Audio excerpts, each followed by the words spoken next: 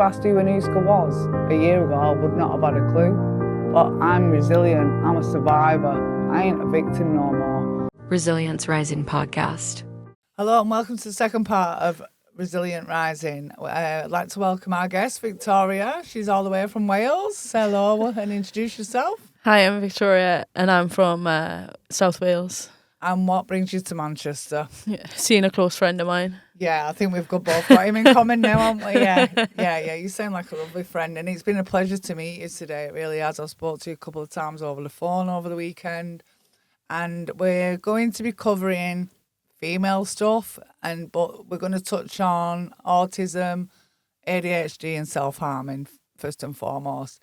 So, I'm Anuska. This is Victoria. What is a day in the life in Victoria's world? What's your mind like? What's your day routine? It differs very depending on which side of my brain wants to work that day.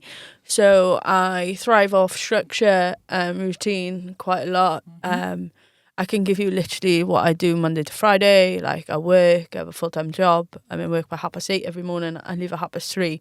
That is my Monday to Friday. Weekends are slightly different. Obviously, I do sleep in till like quite late. And is routine key? Absolutely. If I don't have routine, then I have shutdowns, meltdowns. If something of my routine goes different, then everyone around me will know about it. I will shut myself off from the world. I will not do anything that day.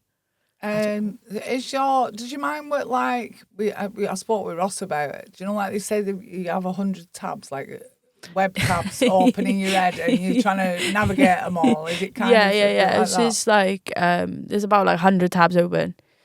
There's music coming from one, but you don't know where it's coming from, and then there's like then you like think of something else, and then another tab opens. You're like, oh my god, yeah, that's a really good idea. So then another tab opens, and then another, and then another, and then you're struggling. Then by coming in the evening when it's time to unwind, you've then got to close those 100 tabs, and you can't close them until they're all completed. Sounds like hard work. It really does. I mean, I can relate to it. You know, like when your head's gonna pop off, kind of thing, and you know, like you visualize when you watch telly and it's in slow motion, and you just stood still and everyone's like this going past you. Yeah. I envision it a bit to be like that because I'm questioning if I've got a bit of ADHD because I can lose concentration and focus very quickly. Absolutely. And I'll tell you a story and forget what I'm saying halfway through and go off track. So I think that's very hit or miss at the minute. So I can relate to it like that. Not assuming, sorry.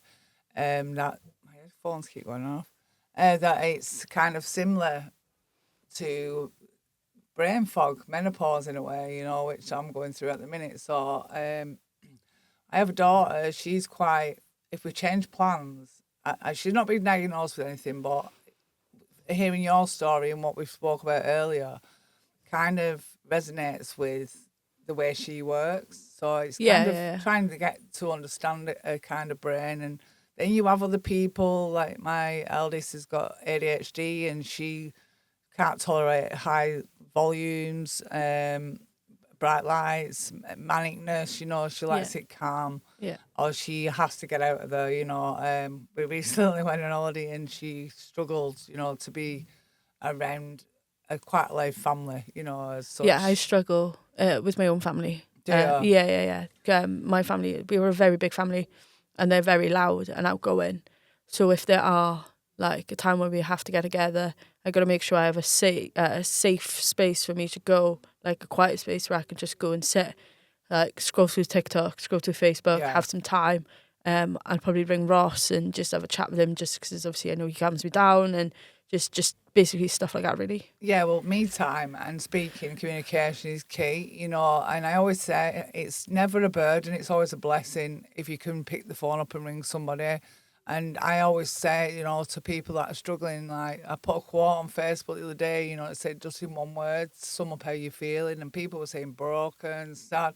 So I was very conscious of that. I made a conscious effort to, you know, dig a bit deeper without being nosy.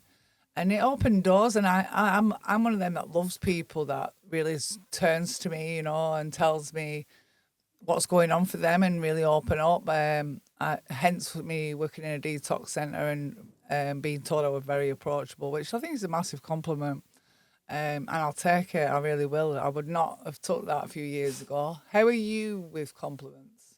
I do not do well with them at all. No. Like, anybody could give me compliments, tell me I'm beautiful, like, oh my God, I like your hair today, anything like that. And I'm like, no. And they're like, why? I said, I don't feel beautiful today. Yeah. I haven't felt beautiful in a very long time. That's so sad to hear, but I totally get you. If your mind's not right, your body doesn't. And I say if your body's all right, your mind follows, but it's the opposite way, really. If your mind's good, it doesn't matter what you look like, you feel good. So if your mind's not right, you're not going to be right no matter what anyone says to you. Yeah. Like, I've come a long way over the past couple of years, you know. I've lost over 4 stone and I'm... Oh, well done. and I'm getting there, like I'm getting there. Yeah. But when I do look in that mirror, I do see that girl that was overnight. You know, I was about 19 stone. Mentally, it takes a little longer to catch up with the physical. Yeah, absolutely. You know, when people can give me compliments all the time and stuff, but I still tend to wear like a lot of baggy clothing, a lot of clothes that are like twice the size of me, just because I feel like I'm still hiding something that I know I shouldn't be hiding, if that makes sense, because I've lost the weight and stuff.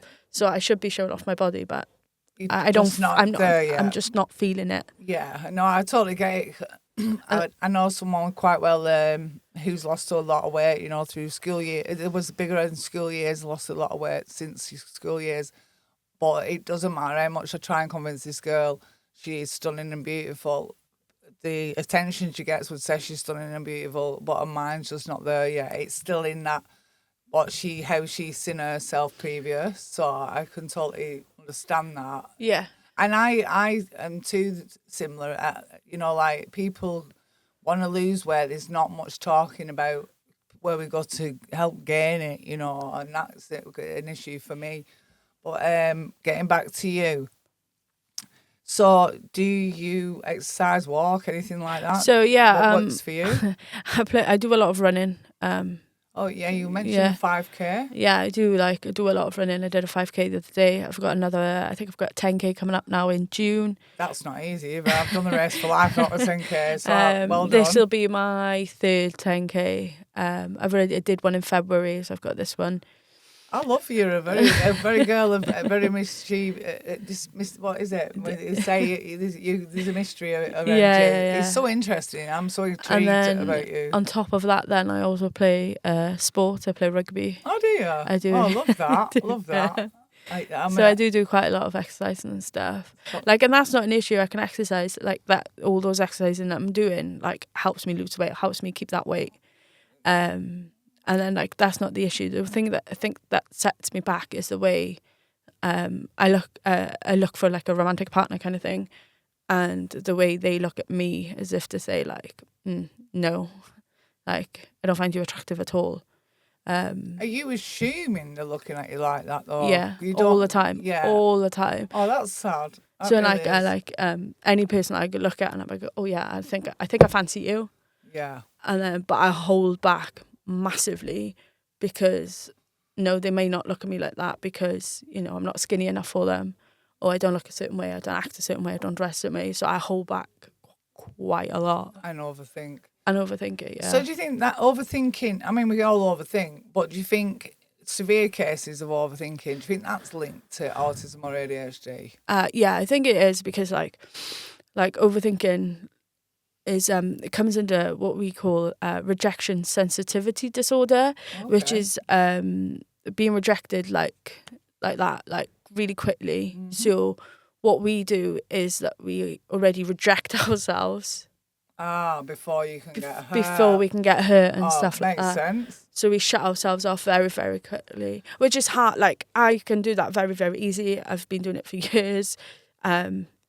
But then, like, when someone does, like, or something does show an interest in me, that I've already rejected them. Do you think that stems from somewhere, or it is literally linked to ADHD or autism? So RSD is linked to ADHD and autism. However, due to past experiences with relationships and stuff like that, I do struggle anyway. Right. My previous relationship was 5 years. I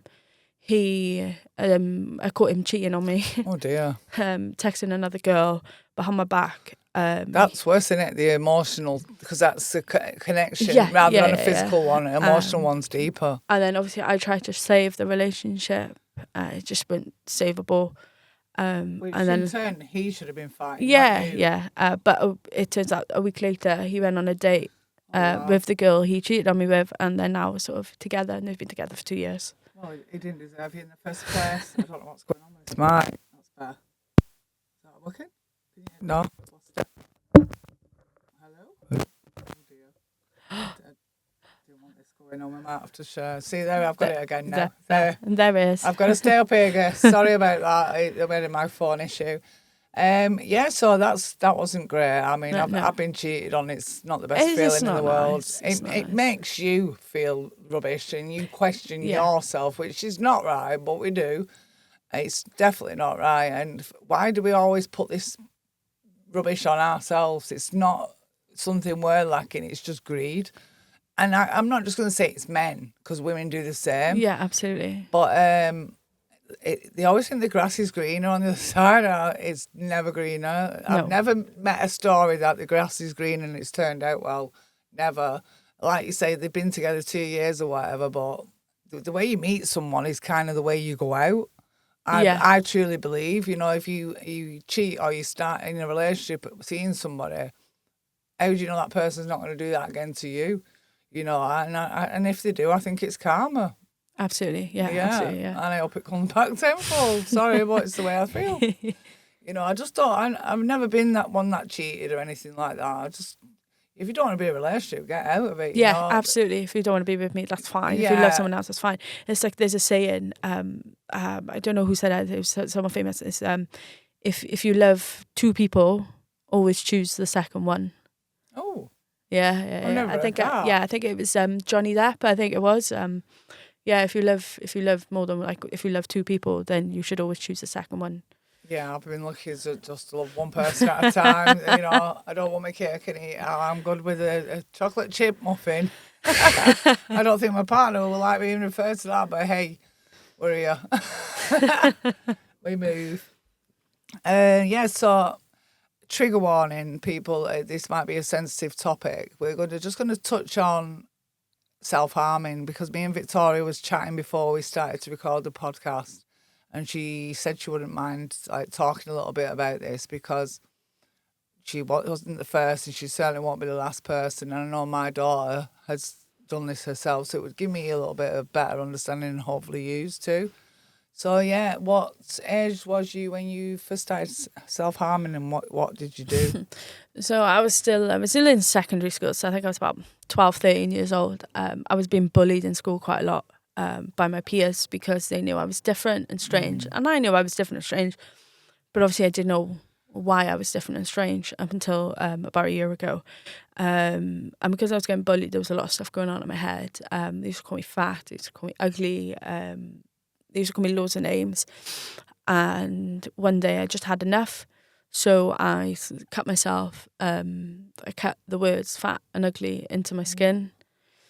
Using heartbreaking. Yeah, using a knife. So you weren't playing? No. You really meant it? I really meant it, yeah. You wanted to feel that pain? Yeah. And that was the first time I ever did it. And then from then I would just cut my legs. Really bad. Any form of pain that was soothing, I would make sure I do it to take away what was going on in my head, really. And I don't want to advertise it or advocate it whatsoever, because I mean it's something people do. It's never something I would recommend. Obviously. No. But did it work?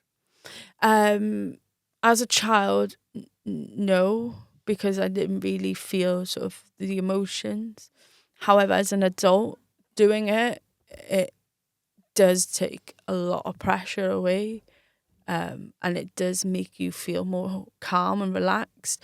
And by all means, I'm not saying for people to go out there and self-harm. I mean, if you are struggling with self-harm stuff, please reach out. Oh, absolutely, reach out to someone. Absolutely. We'll put a link underneath the comments in who you can reach out to if you are struggling with that. And for me, when I was as an adult, this is the last time I self-harm was about a year ago. I reached out to my friend. I had the knife. And I reached out and she was like, what's going on? I was like, I've just cut myself. And she's like, okay. I was like, yeah, I know. She went, FaceTime me. So I FaceTime. She was like, where is it? So I showed her and she went, right, okay. She asked me 3 questions and I still think about them since. So if I do hold anything to me, I always think about the 3 questions. The first one is, what did you feel, what do you feel like before you did it? And then I was like, a little stressed, angry. Like I felt like I needed to hurt myself. She went, right, okay. She went, second question. I was like, okay, what do you feel like during it?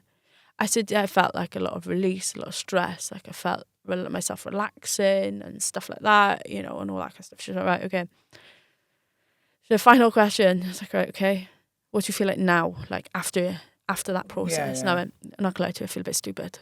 I've got to look at that now for the next like 2-3 weeks or even so many years.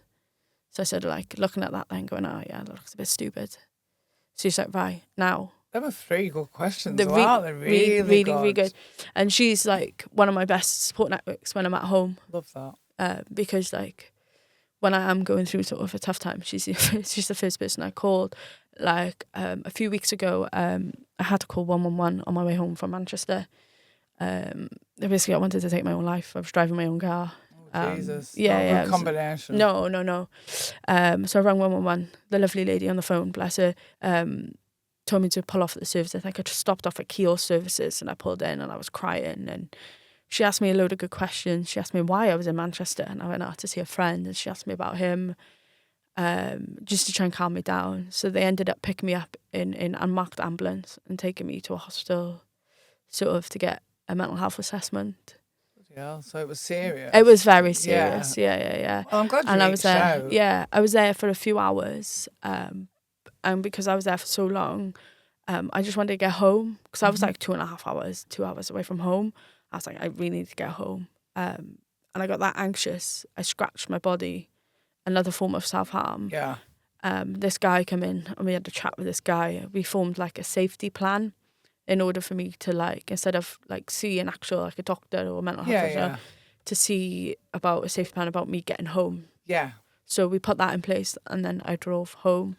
And, you know, I had so many people ring me, I had family ring me, nice. Which was really nice. Yeah. Sometimes that can be overwhelming though, too, at the same time, because you don't want to keep explaining your story. No. So, like, they just wanted to just make sure I was on my way home, make sure I was safe, fine. And then my other friend rang me. She was blessed. She was at a party. So she would ring me every so often when she had 5 and she was at a party just to make sure I was okay. And then my friend then, who I'm really close with, I've only known him for 4 months. This was a bit weird. He rang me on my way home and we didn't say anything. Just the presence of knowing. Just knowing that he's there and we don't have to talk. That's brilliant. And then he would go, kind of friend, and then he'd go, you okay? And I'm like, yeah, I'm just driving. Okay. And then that'd be it for a while. And then he'd go, how far are you away from home? And I'm like, sat nav says about hour and a half. Oh, right, okay. Cool. And then he'd be doing what he needs to do. So I'm driving. Yeah. But it's if like I know, you know, when you can sit in silence with a friend and you know you're comfortable because you don't have to fill that void with absolutely. Talk. You can be silent and be comfortable. Yeah, we can do our own thing. Like he can scroll through TikTok, I can play a game, he can play through a game, and I can scroll through TikTok, whatever. They're proper true friends. True friends. Yeah. And then now and again he'll turn around and go, You okay? And I'm like, yeah, I'm fine. He's like, what are you doing? I'm like, scrolling through TikTok, I'm fine. Oh, okay. So like we don't talk when we're together, we don't talk all the time. No. Even if we're on the phone, like if he calls me or FaceTimes me, sometimes we don't even say anything. See, those are true friends to me. I've got a friend, I've not spoken to in a while. We both had health issues, and I think with her dad passing with cancer, and then I got it, we pulled apart. And I think she just feared of losing somebody. She's lost a couple of people at this particular time, so I never held her accountable for not being around, while I was ill. And she was one of them friends that would walk in, and I go, are you all right? And I won't say her name, but I go, are you all right? And she go, yeah. I said, no, you're not. And I could just see behind her eyes, you know, and that's a true friend that can see that mask that we all put up.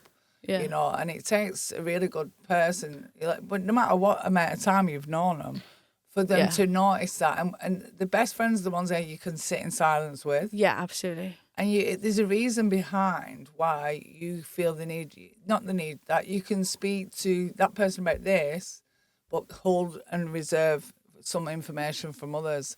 So it's just kind of your comfort blanket, really. Yeah. Like we don't call him I refer to him as my safe person. Yeah. Where is like I can talk to him and he'll just look at me and he would never judge me. Where I do have people who I thought were my safe people that I have sort of said the stuff that I have said to him, I've said to sort of others, and they've just gone behind my back and gone, and they've just gone, oh my God, you'll never guess what.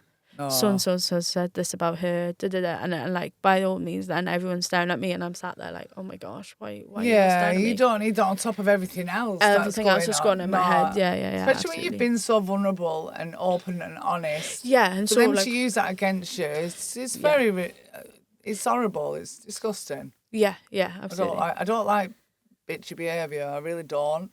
And gossips and stuff like that. When you genuinely open up, you pour your heart out to someone, and these are sensitive issues. You know, the last thing you want is them going to talk to each other and laughing absolutely. and joking about it, because then you automatically shut down. And then it's hard then. I find it hard then to find another safe person. Yeah, no, like, I fully understand. Do you know what I mean? Like, I'm like, oh, can I trust you? Can I trust you? Yeah, I have a lot of friends, but I have one friend who I class as a sister. She's my childhood friend, and we both went through rehab at the same. Well, she just left when I got there. Funnily enough, not seen each other for years, and she's my one confidant that I go to and can say anything to. Yeah. But I used to be that girl, and I'm learning to change. You might notice a few of these traits on this podcast where I just talked about what was going on for me. And now I genuinely want to stop and listen. Yeah. I really do. So I'm very intrigued into other people's perspective and stuff like that. You know, I went through life thinking my perspective were right and everyone were wrong. Even through recovery and stuff like that. And then I'm like, when you hear different people, especially the people that are closest to me, so like my daughters, they'll say, but look at it from this point of view, Mum. And now I know that there's my side, their side, and the truth, you know, and that's kind of how we perceive things. And I just love that my eyes are open wider. Yeah. And absolutely. I'm learning new things. And we've spoke twice. We've only just met today. And I honestly feel like I've known you for a long time. It's been lovely. It really has. I get that with certain people. Like, I can just talk to them for like a day, and I'm like, you sound you're cool. Like, and then I feel like I've known you for like forever.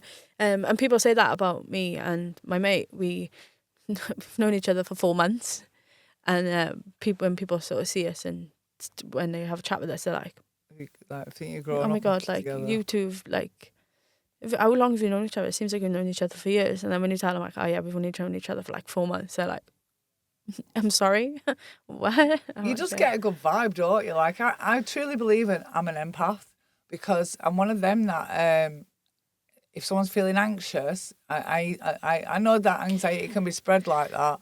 But I take, when I used to work at the detox centre, I'd take people's pain home. You know, like some people say, how do you switch off from this job?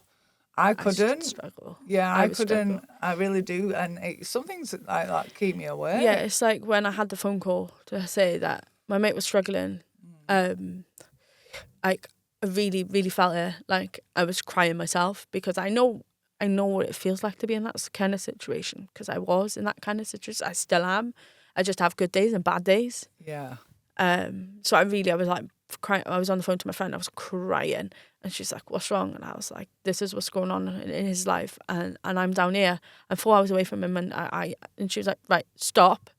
Yeah, take a breath. Breathe." And I was going 100 miles an hour. My head was going 100 miles an hour, because I was like, "Right, I'm down here. I need to do something. I need to make sure he's safe." And you know, it was just, my head was going 100 miles an hour. So she was like, "Right, stop, breathe, right." She was like, "Right, speak to him, see what he wants you to do." So I spoke to him. I was like, "Do you want me to come up?" And he goes, No. And I went, No. Don't be a idiot. If you need me, I will get in the car now and I will drive 4 hours up. And he went, "Yeah, please." Right, okay, cool. See you in 4 hours. Yeah. That's all I need. It's because it's sad to hear. Like, when I heard the information you talk about without going into any details, it's quite sad that person was suffering, you know. Oh, Why you absolutely. could have picked the phone up. I know we don't know each other well, like, but I would never want anyone to go through No, that, and you know, because no. we felt like that before, and you just know it's, even if we've got problems ourselves, we can put them aside. And I know that person would do the same for me. That's the greatest blessing. And, you know, if you've got an handful of friends, or you can count your friends on one hand, I think you're winning in life, because you keep your circle small. Yeah, absolutely. You can know loads of people, be well acquainted or acquainted, but it's the ones that really do show up and show out when Absolutely. you really need to. And, you know, I've said it before on when I did my introduction on this, I was that friend that would walk 6 miles for people. They wouldn't even drive the 3 for me. Yeah. So now I don't mind going above and beyond, but I just want the thought process in place. You know, even if I'm a thought, that's good enough for me, you know, because just because we take other people's problems on and we're happy about that doesn't mean we don't have our own. Yeah. You know, and it works both ways. It's give and take, and I think that truly makes a beautiful friendship. Definitely, yeah. So how does your head fit into a busy world, like holidaying, flying? Does it stop you from doing certain things? That's my question. Yeah, it does. Like, depending on, like, sort of holiday situation, I don't really go on holiday that much, like, abroad-wise. Okay. The last time I went abroad, my brain wanted to get to the airport, get through all security, and to just get on that plane and then just sit there until I get to the other end. Yeah. So when I got to the airport, I was 100 miles an hour, bam, bam, bam, bam, bam. And then we got to like the to where you sit down, and I'm like, right, okay. And I'm checking the board, going, right, where's the flight? There's the flight, right, okay, checking time, sit there. And then I'll do the same thing up until I'll be bored. But the people I was with didn't understand how my brain works. So you have to keep repeating the same So thing. I had to, so what I do sort of when I went on holiday with them is what I've been doing when I go abroad every single time. Okay. Like, it's a routine. Yeah. It's a routine that I've got to do. And if I don't do it, then something in my head tells me I'm doing something wrong. I've got the thing like that with light switches. They all have to be, we've got 3 at the bottom of the stairs, one for the kitchen, one for the middle room, one for the landing, and they all have to be facing the same way by the time I go to bed, because I've kept it that way for that many years. I'm scared of it being out of sync, something's going to go wrong, so I can relate a little bit. Yeah. Sorry for... No, you're good. But yeah, like, these people just were like looking at me. Bear in mind, I knew them, if that makes sense, and I was like, oh my God, am I weird and strange? Yeah. And then we get on holiday. We were there for a week. And they're totally opposite to me, where they would want to sit, relax by the pool, with their drinks, chill, like sit in the pool, do nothing. Where I am. Do you not drink alcohol? Very rarely I do drink. Okay. And the reason I don't hardly drink alcohol is because depending on what mood I'm in. So if I was in a really low mood and had a birthday party, I won't drink, because drinking alcohol will make me in a lower mood. Yeah, and I kind of come up with that pact a good few years ago now with one of my mates, who she sort of, we have a little discussion, is the fact that my mood will depend if I'm drinking or not. If I'm in a low mood, then I won't drink. And I have gone to a party. So you've got enough self-talk. Yeah. I have gone to a party before. And I've, like, literally everyone got absolutely hammered and steaming, and I'm sat there with my bottle of lemonade, just drinking it, and people are like, "You're not drinking." Yeah, do you get peer pressure? A little bit, when they go, "Oh my God, have this one drink," and I'm like, "No." But I'm so lucky to have, when that did happen to me, I'm so lucky to have her with me, who was also sober at the time. You know, she was like, no, like, she had my back, I had hers, do you know what I mean? And she's a really good mate of mine. Yeah, you want that person sometimes to go, no, she's all right, she doesn't need nothing. She doesn't need nothing, she's fine, No. I mean, I can go out clubbing and not drink. Yeah, same. And still have a dance, still have a good time. Yeah. And just not drink. I have more of a high on life. Yeah. Than any drug or drink could do for me now. Yeah. And without the shitty hangover, you know.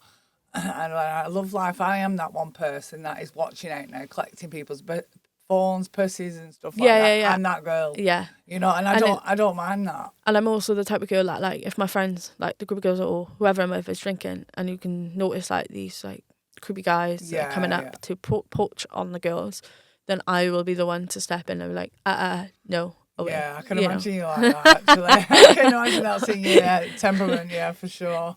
I wouldn't say I'm nasty, but I'm very protective over people I care about. To the point of being firm, it doesn't make you nasty. Yeah. I get that. It's just watching out for your friends. And in this day and age, we covered a little bit with me and Ross. In this day and age, you can't. I truly believe my drink was spiked at this particular time when we were talking about me and Ross. And it's that, like, I don't want to say which religion these people were, but years ago when we used to go out in Oldham, they used to be parked up, like they wouldn't drink. They would be parked up waiting for drunk girls to come out of clubs, and I just thought that was really sleaky. Yeah, it's like that back with I wouldn't say they wait in like cars and stuff, but I know exactly situations where I was quite young myself. I was in a club, and at the corner of my eye, I just seen a guy in like the darkest corner of the room just sit there with his drink, just watching you dance, watching you and everything in. Yeah. And you're just like thinking, and like if you go to like move away, like they'll move in, and you're like, no, get away. But you've got to have like that strong friend that's with you. Cause if you don't, then that's my. With bringing up two girls, I mean, one's really sensible, one's really not. My sensible one is in a relationship, bought her own house and doing just fine. But my 19-year-old, she's over friendly on holiday, and she wants to be liked by everybody, and she just wants to be wanted. You know, she just wants a little bit of attention. She wants some girlfriend time and stuff like that. And it's very hard to teach her to not be so over friendly, because it's a nice sociable quality to have about yourself, being friendly, and helping others. But you've got to watch what you're doing, because people can get the wrong impression so easily. And she's a beautiful girl. I'm not being biased. Well, I would say it anyway. Yeah, I'm being biased.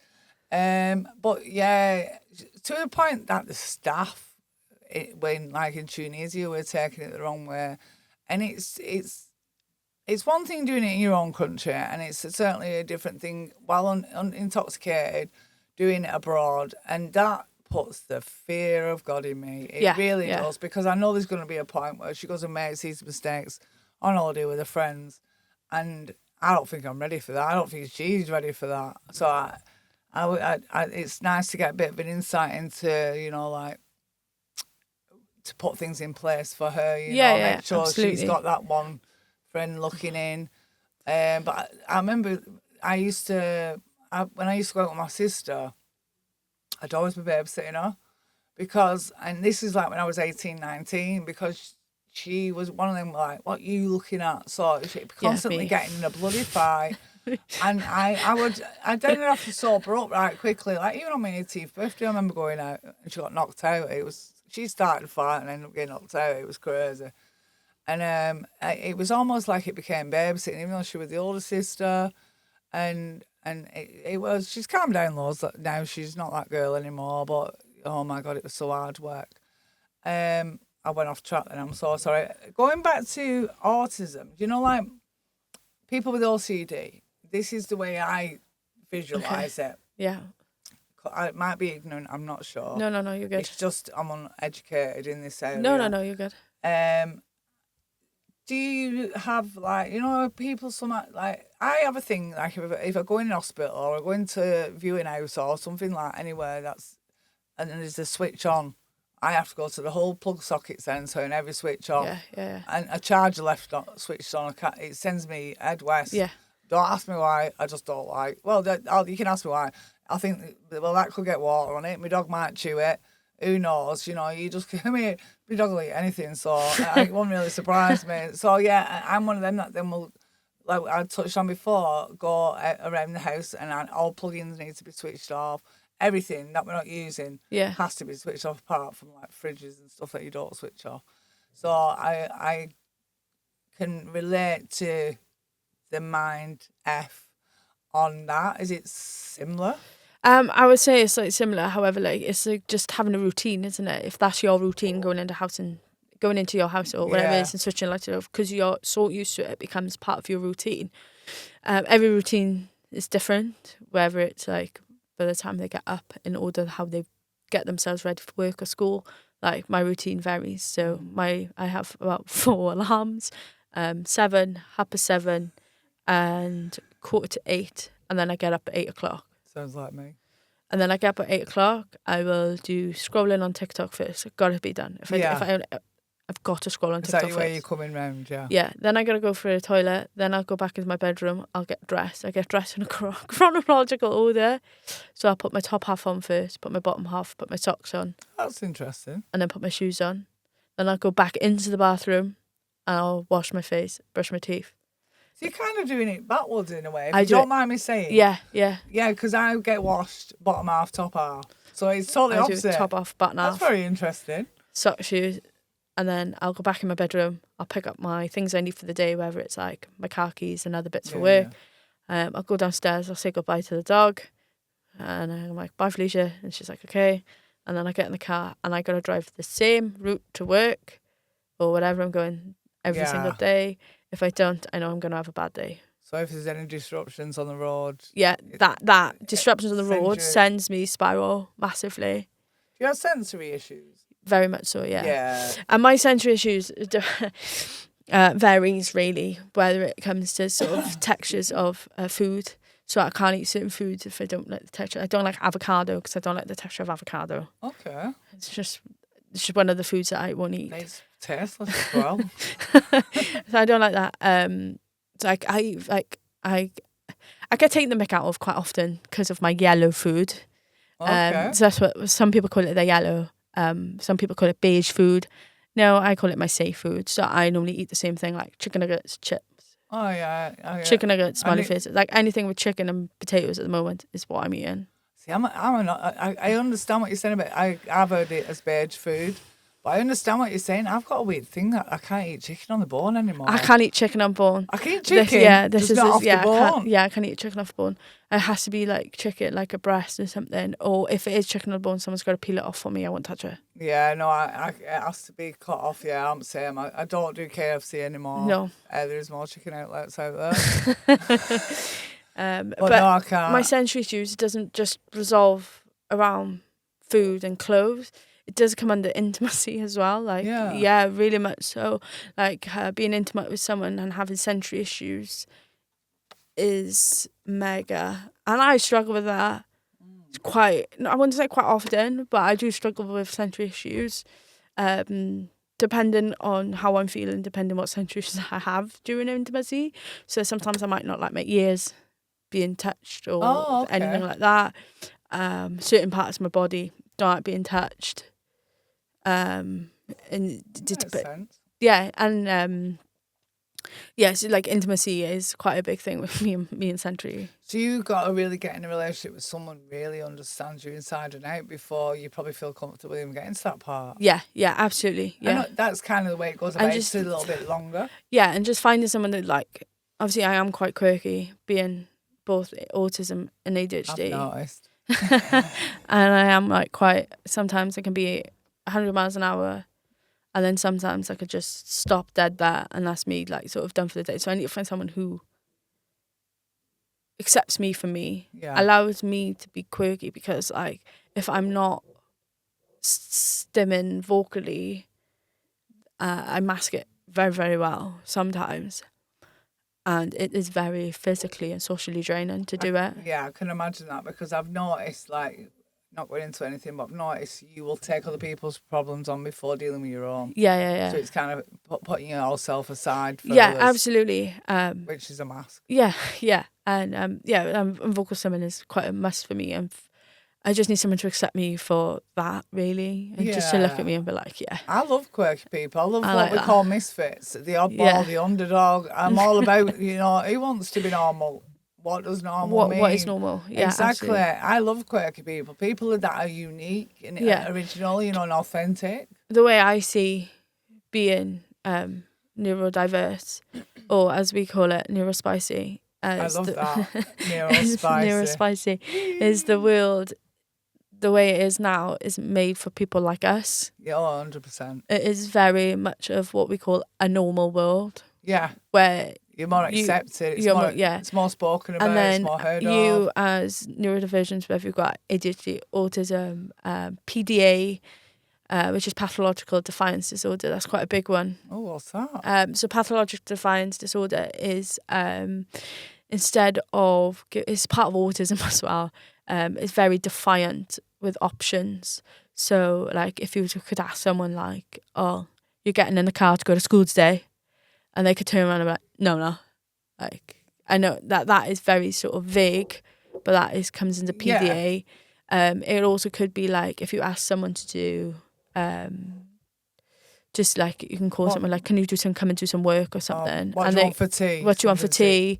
Or we're having spaghetti bolognese for tea tonight. No, we're not. I don't like that. Even though they liked it yesterday. Yeah. Do you know what I mean? So it's very... So it's hard work for the person being like that, but also hard work for people the parents. Yeah, the parents, yeah, absolutely. So like this sort of being neurodivergent, because there's a lot out there. And then they've got to mask all that to fit in what we call a normal world. It's a lot of and it's thinking. a lot. It is a lot. No wonder you feel dread. I feel this world needs to adapt themselves Absolutely. to allow these people to fit in.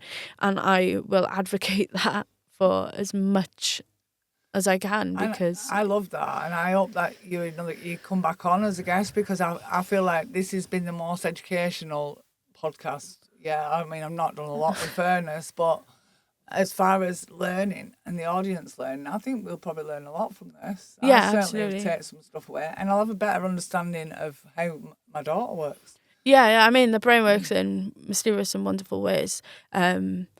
Being both ADHD and autism, like it fights each other all the time, which could also lead to what some people call a burnout, which is like you can have like an ADHD burnout or an autism. One part of your brain fights the other part, and then you're drained, tired. You just want to like scream, shout. There's a lot of stuff that goes on in your head. And I've only recently discovered that that's actually a burnout, an autistic burnout is an actual thing. And it may look like you're having like anxiety and depression and stuff like that, but actually you're just having a burnout because of something that's gone on. Yeah. And you've had a busy week or something like that, and it's just got too much for you. I picture that as, when you see all them equations, like the pie chart and all that going around someone's head. I picture like you trying to figure all that out. Yeah. It's like it's literally trying to problem solve your problems. Yeah. All at once. Which of your problems had you not be suffering with this?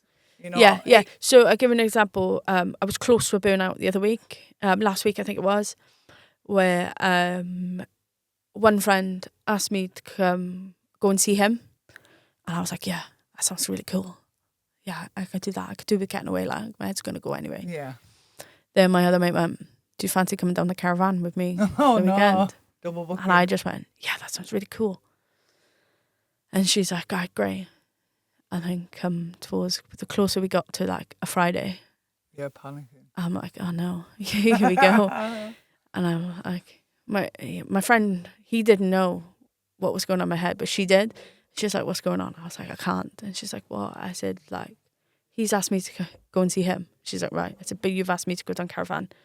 So, and my brain was just fighting each other for ages, for about 2 days solid. And then Friday came and it was still fighting each other. And when stuff like this happens and I get overwhelmed, because that's what I was getting, I just blank everybody. Yeah, that's me. And my brain just went silent. And I was like, right, I can cope with this now. I can just hide in my house. I kind of had a little bit of that yesterday, and I was like weighing everything up, and then I'm like, right, just turn off your phone and get in bed. And then, I was so close to doing that. My head was noisy. And then I had a phone call off her. She's like, right, what are you doing? I was like, I'm literally just about to go to bed. Like I said, I'm drained. I'm emotionally, I'm emotionally drained, physically drained. She's like, do you fancy going on a road trip? I was like, I'm just about to get in bed. I'm just about to get in bed. You've asked me to go down caravan. My mate's asked me to go up and see him. Like, what does this road trip entail? Like, what are we going to do? Yeah. She went, I'm looking at a hotel now, and we're going to go up and see your mate. And I went, what? And she's like, yeah, because she's like, I want to be with you. Oh, so she's getting the both things you've planned together. Yeah. Oh, so she brilliant. was like, she's merged, instead of me going down the caravan, she's now merged, me and her go together rearranged it fully. and to go and see my mate. But she's already met him, see? Ah, okay. She's met him a few times now. So just to put them... So that's a mate that really understands she, you. Yeah, because she could see I was getting things. So we merged it together.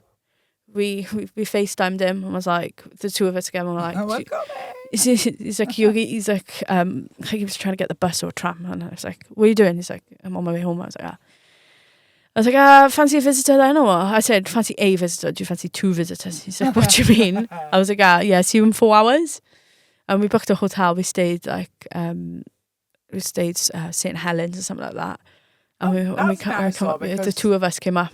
You're not assuming you're going to get put up. You know, you literally. Yeah. No. We. That's lovely. Yeah, we booked it together. To be fair, like I don't automatically assume. I always ask. I'm not that type of cheeky person to just show up to a house and be like, "Hello, I'm here to stay with you for here's my bags. Take what's for tea tonight?" No, I'm not like I don't assume. I like to have unless I'm offered. I like to have a backup plan, or excuse me, or a plan B. You know, like.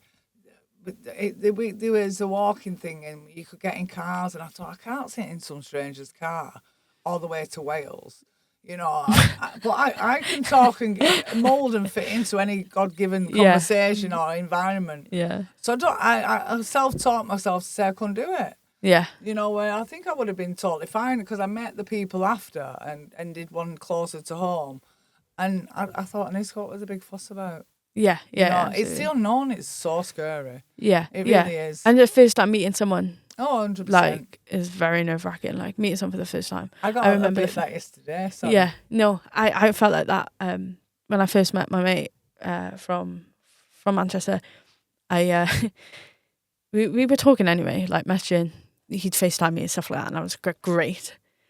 And then I was like, I've got to drive 4 hours to see this guy. It's a long drive. So I set off, and I was fine. I was like, yeah, I'm fine.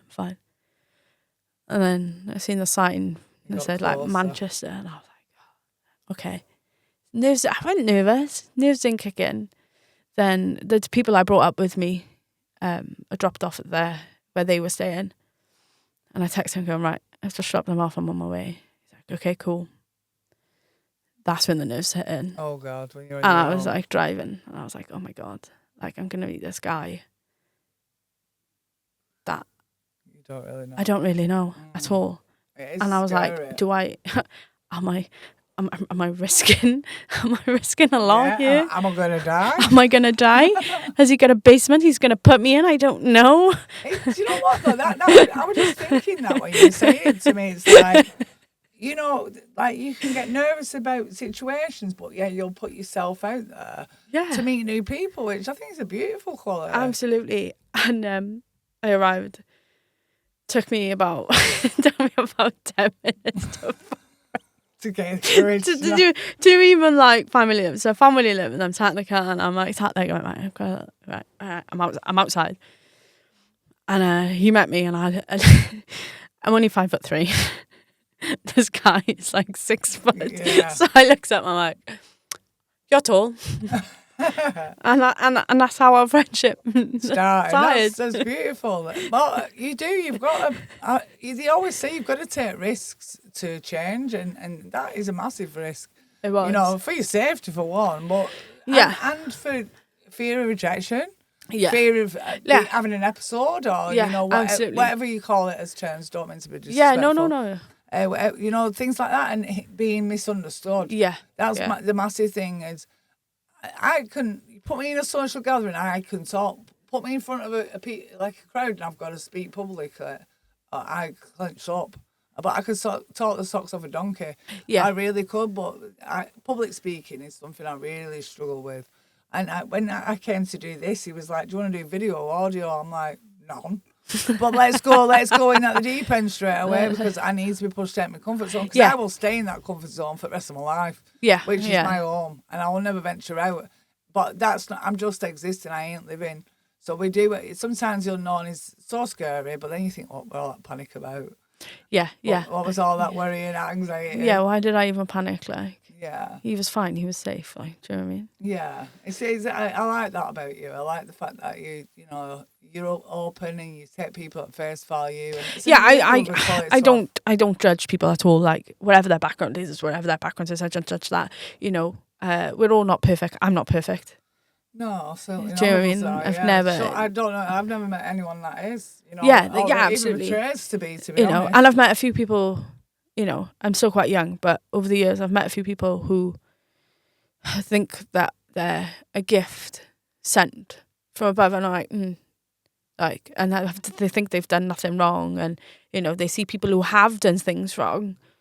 They see them as like, no. No. And I'm like, no, we don't judge people. Like, I would never walk straight up to someone and be like, oh, so have you been arrested before? If so, what for? Yeah, I don't want to be friends with you. You used to take drugs. You used to do this. Nah, I don't want to be friends with you. No. It's what they do from that point forward. Yeah, absolutely. If they want to change your life around. I'm here to help and support that with them. And the way I see it, and the way I say it to everybody, is like, I will help anyone that is in need. Oh, I'll help people that are actually willing to help themselves as well. I need them to help themselves first before I help them. You can't flog a dead horse. You just can't. No. But I'm the same. But you don't even have to meet me halfway in that point. I will go above and beyond as long as I show something back, because we can only save ourselves. We can't save anyone. We can be there for them. We certainly can't save anyone. But I have tried numerous times to do it, and the person just sits there thinking the world owes them a living, and I just ain't got time for that. I really haven't. Yeah. You know, I'll help anyone like you said, but I won't help somebody who refuses to help themselves. Especially maybe not at the beginning, but certainly at some point I'm gonna just turn my back and walk. Yeah, absolutely.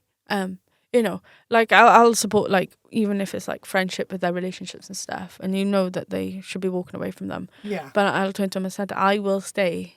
Yeah. I will support any decision that you make. If you want to stay with them, fine. And it's difficult. If you want to walk away, again, that's fine. Yeah. I will be here to pick up the pieces again and again and again till you realise what you want.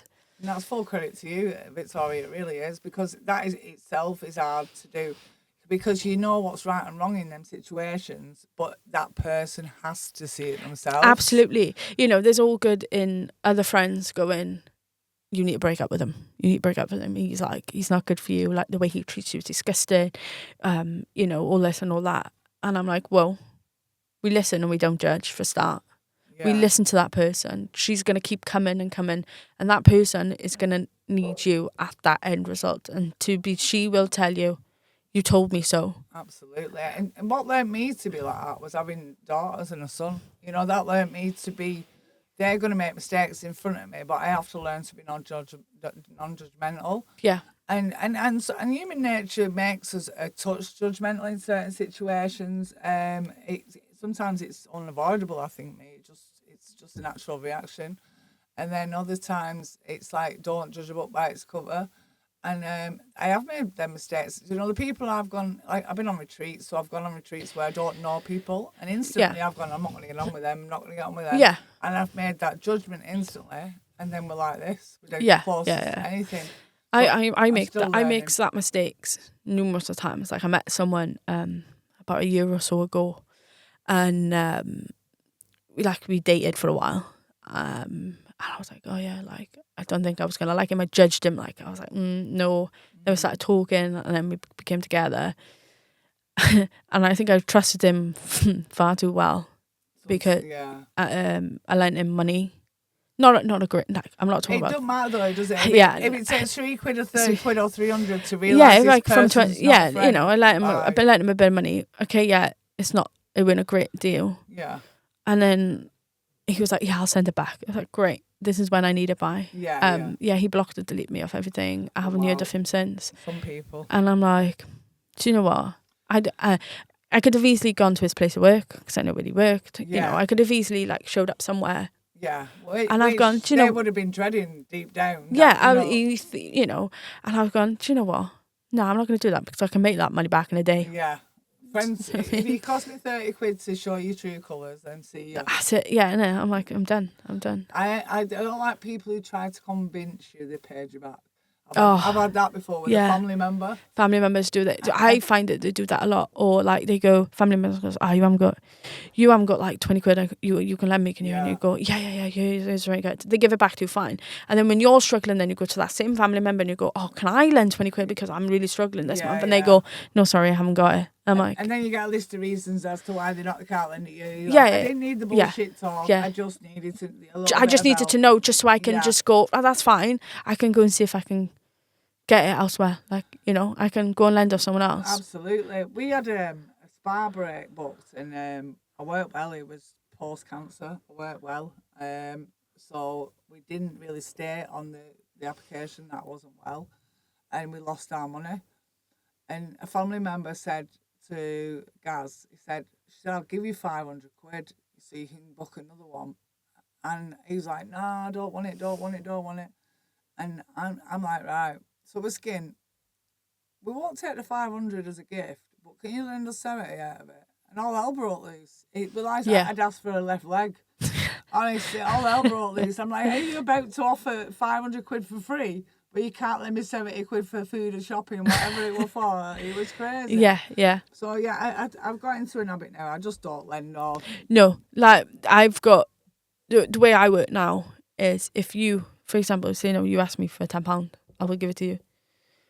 Then, if you give it back to me, then I will happily lend that again. Yeah. But then when you're facing it. But then when I'm facing it, I know who I can go to if I need it. Because you did them a solid. Because I did them a solid. I know if I was really struggling, they would do me a solid. If I'd asked you when Uska was a year ago, I would not have had a clue. But I'm resilient. I'm a survivor. I ain't a victim no more. Resilience Rising podcast. I won't be able to put both headphones on. I'd have to have one on. Do you know what I do when I've got headphones on bus? I go... Like you're in a shit. My son goes, he said, he wear your headphones today, Mum. I have to take one off, you know, because I'm like breathing. Gaz looks at me and he used to breathe. Forget to breathe. How do you forget to breathe? It's something that should come naturally. Right, talk on the headset. Yeah. Not talk for the mic. He's alright like that, yeah? Yeah. How do you want? Right. It's like I got my headset on. 1 and 2 in it. How was it for you with being deaf in one ear? Yeah. My partner has that. It's a very, very low frequency. Ah. So like everyday conversations is fine. However, it's a very however. Like if I'm on my game and it's all the way up loud and I'm not trying to talk to me. Do you lip read? Very well. Yeah, he does the lip read. He has that tetanus or whatever it's called, the one the ringing in his ear. Yeah, I get that very rarely though, get ringing in my ear. When I first met him, I went to Bellevue racing, dog racing, and I was like, you've got selective hearing, you, and his mum went, I'm just meeting his mum and dad for the first time. He quite often tells me, you deaf! I said it to him. What? I'm like, you've got selective hearing, you. His mum went, he is deaf in one ear. I was sat in the toilet yesterday, yeah. I was going, Tor.